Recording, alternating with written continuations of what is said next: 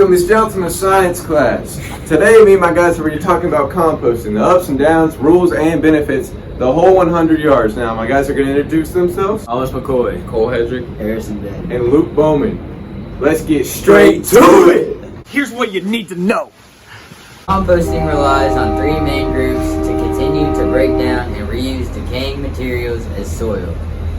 The three groups that compost needs are the browns, the greens, and water. Alright, I'm going to talk about the browns. The browns contain many organic but dying objects.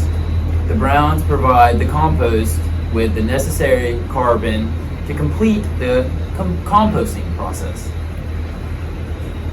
They compost such things as sticks, dead leaves, and a couple other things.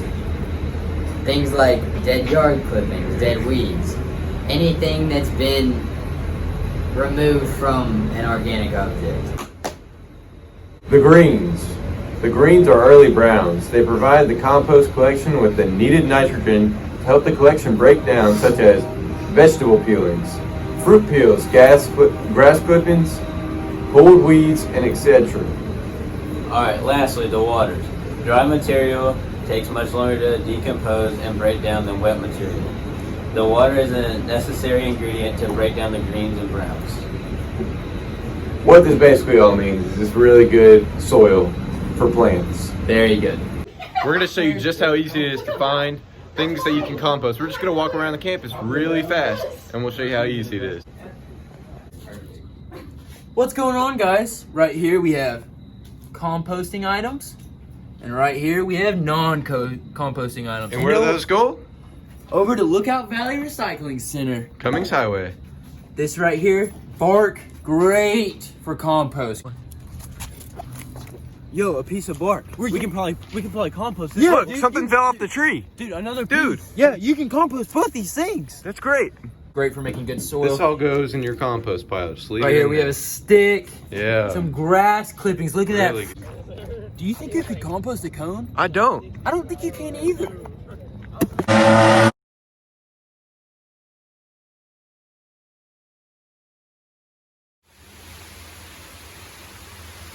Hey guys, I'm just at my house here doing some composting, and I want to make it known that composting is something that can be done no matter your living situation, whether it's an apartment, a mansion. You can find a way to compost, and you will after watching this quick video and tutorial.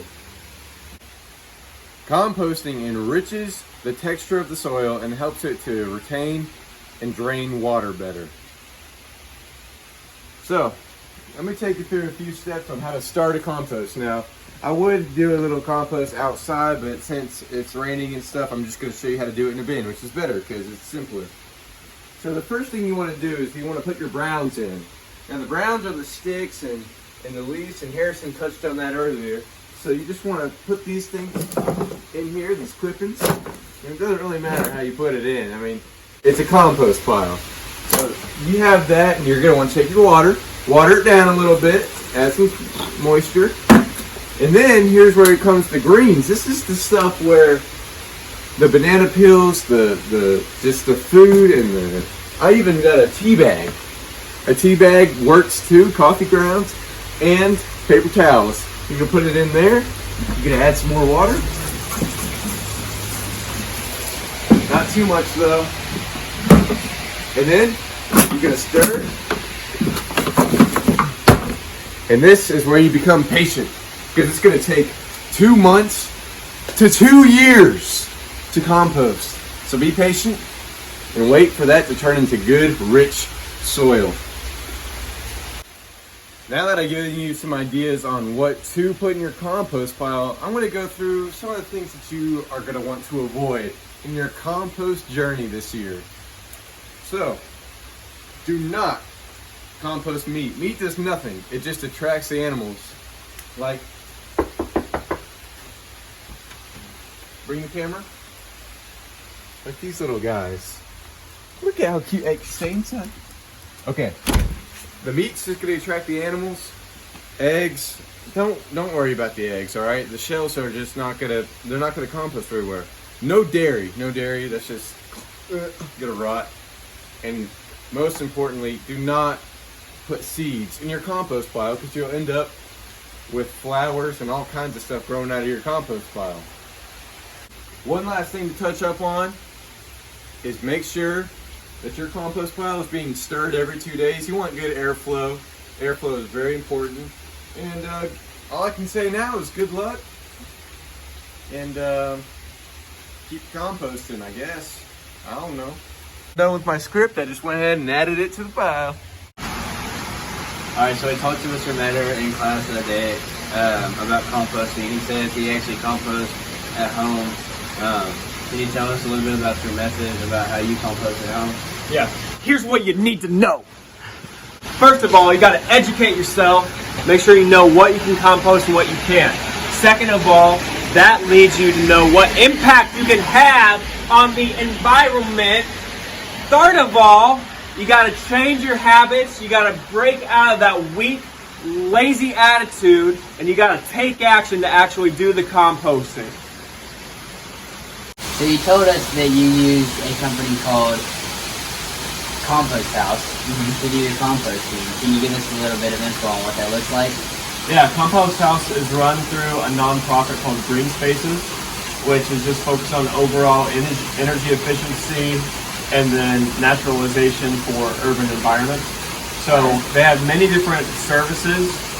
You can go there and drop off your food waste, but we pay for $20 a month. They come twice a week. We fill up 2 black buckets filled with food waste, even stuff like cooking paper, parchment paper that's been used with like certain types of oils that are compostable. So they take that and they have a large compost heap. They dump everything in and then they return nutrient-rich soil in the buckets, so you can use that for gardening, for farming, for many other things. So basically, we put our food scraps in there and then we get soil back. Awesome. Alright, so how did you exactly get started with Compost House? So we found them because they're a local organization and it's much easier than having or dedicating some of our land to composting ourselves. It was also supporting a local business.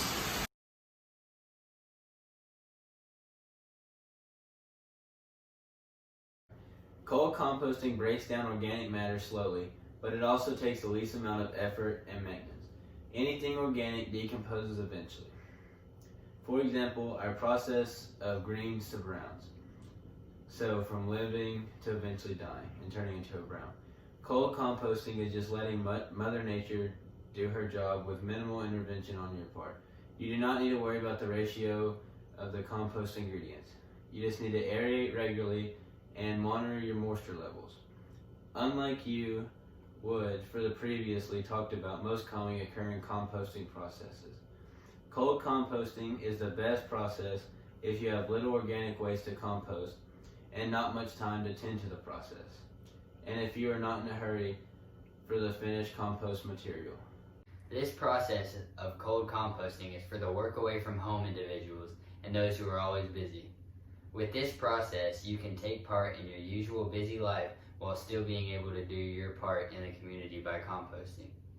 Unfortunately though, going the route of cold composting, depending on the method, would show results in 1 to 2 years. A cold composting process is primarily anaerobic, meaning that your discards are broken down by microorganisms that thrive in an oxygen-deprived environment. Another downside is that cold compost piles may be smellier and wetter than hot piles. All in all, it's still a great way to compost and do your part for your community and your environment.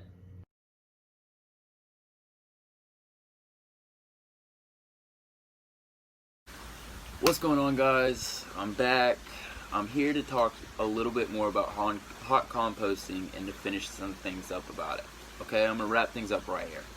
Hot composting is a faster but more managed compost process.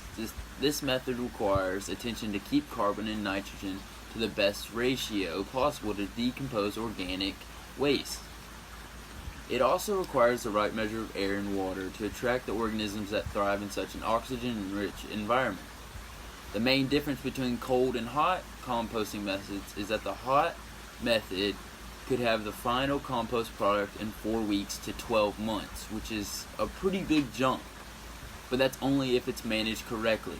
The high temperature of the pile will destroy most weeds, plant diseases, pesticides, and any bug larvae or eggs.